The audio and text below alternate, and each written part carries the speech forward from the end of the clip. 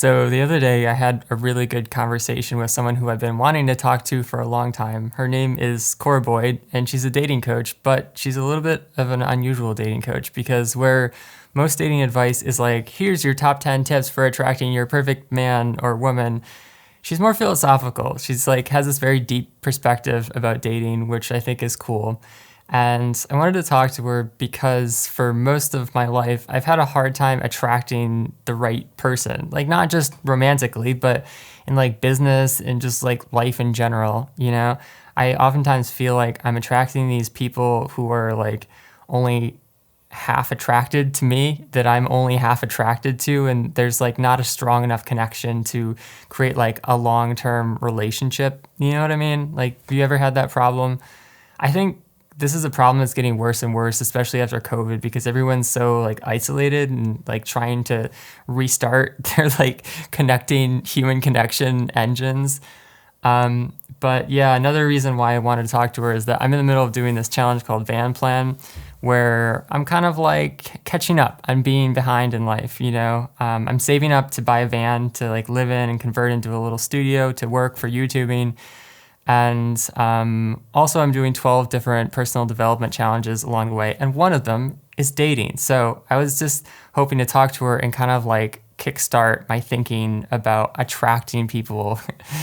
And so we had a really good conversation. And one of the questions that I asked her, it wasn't really a question because I was actually quite confused about it. And this is really the core of this video is like, I asked her about why opposites attract each other. And I think also like, how do you articulate like who you are? And then how do you know like who you're going to attract? You know, it's a super complicated question. It's kind of like goes to the core of, I don't know, being successful in life.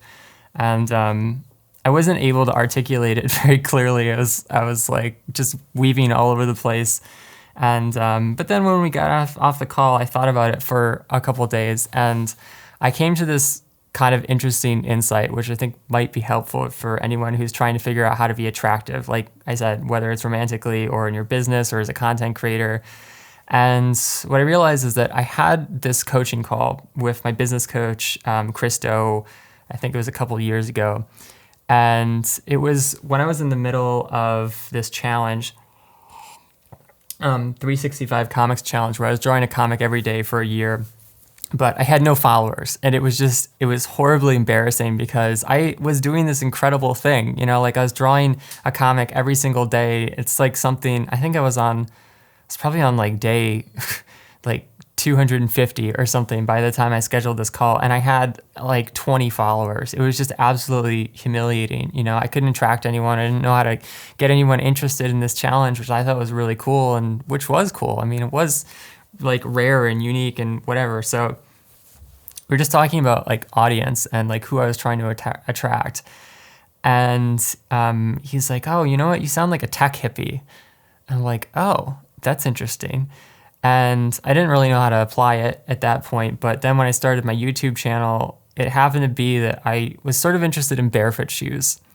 And the problem with barefoot shoes at that time was that all the videos about barefoot shoes were made by hippies. I mean, like people who were literally sitting in the dirt. They had terrible audio. They had terrible video. They didn't script anything. So they were just like going all over the place. And they were just like not telling you the things that you needed to know to like find barefoot shoes. And it was really frustrating to me. And I knew that it was frustrating to other people. So I started this YouTube channel on my main channel, Andrew Foltz. And I started making like, you know, well-produced barefoot videos about like reviews of barefoot shoes and guides on how to transition to barefoot shoes. And they blew up. Like the first video that I made got 100,000 views in like a matter of months. And then my channel blew up and everything. So it was like this phrase of tech hippie. It was almost like I articulated what the problem and solution was for the people that I was trying to attract. And that was the solution. You know, it's like people were looking for this hippie topic, but they needed someone who was like tech savvy to like bring it to them. You know what I mean? And it was like a point of tension, you know, like two ideas that don't really go together, like technology and hippie. And So yeah, I was thinking about dating and relationships and romantic attraction. And I think the problem is that I haven't articulated like who I am clearly enough, that like the problem solution, you know. I mean, that's sort of what relationships are, right? It's like you have a problem, the other person has a problem, and you are both like the solution to that problem. You know what I mean? So I was thinking about the psychologist Carl Jung has these 12 archetypes. And if you don't know what they are, I'll just read them out to you really quickly. So they are the innocent, sage, explorer, outlaw, magician, hero, lover, jester, everyman, caregiver, ruler, and creator. And the point of archetypes is that it kind of helps you understand some basic things about yourself, like the dynamics of your personality, like what are your strengths, what are your weaknesses, who might you potentially attract. And so I was thinking about these archetypes, and you know, like everyone has a little bit of everything, right? But I'm probably the outlaw. If you watch my channel, I'm constantly disagreeing with the status quo. You know, like with barefoot shoes, I'm like trying to get people to transition to this thing that sounds like dangerous and whatever. And it turns out that it's actually not. It's like really great. And you know, like I make videos about e-ink technology, like getting rid of my iPhone and switching to a light phone and stuff like that. So I'm like kind of the outlaw, you know. So I'm thinking back on my relationships for the past like 20 years. And you know, I've had a few girlfriends. I've had you know, people that I've hooked up with or dated or whatever. But it always, there's like this theme of like I'm the outlaw in the relationship, and I'm attracting this person who is like the innocent. That's sort of like, it's like the pirate who like abducts the like innocent maid.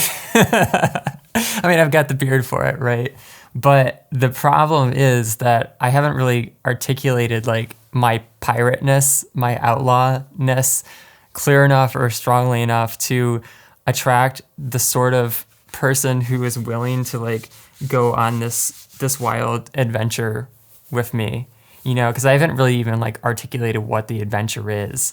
I sort of like know. I mean, I like hiking. I like eating natural like food. I like moved away from drinking, and I want to live in a van and like travel and stuff like that. So there's like this general sense of I want to become a writer. There's like this general sense of like what this life would start to look like, but it hasn't been articulated clearly enough. And I think when you're thinking about attraction and relationships and just like success in life in general, it can also help to think about what the story is and what kind of like steps and like props you need along the way to get where it is that you want to go.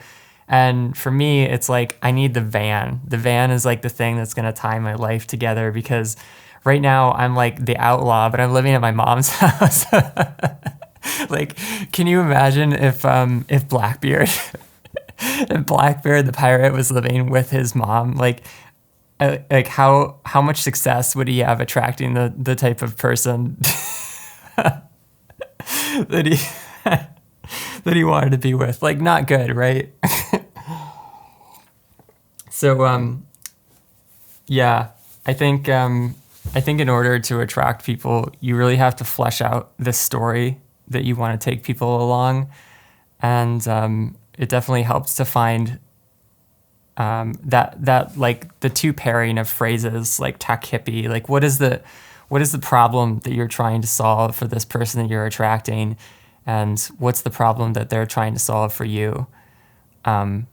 I think I'm actually attracted to people that are more like the innocent archetype, because it's just like a balance for me, you know, like I'm constantly disagreeing with everything. I'm like always going off on these crazy adventures. So like the stability of someone who's living like a quiet, like mundane life is like really attractive to me for some reason. But yeah, I don't know. Those are my thoughts on attraction. I think I'm really excited, like over the next 6 months, or like when I have time to start devoting to like dating, because dating is one of the challenges that I'm going to work on, to like think about what that phrase is for me, like what the pirate phrase is. And yeah, I mean, you can look at the archetypes too, and think about like, who are you? What's the journey you're going on? And how do you articulate this journey so that the person that you're attracted to recognizes you and is like inspired to go on this journey with you? So yeah, those are my thoughts, and I'll keep you posted on my pirate life. Peace.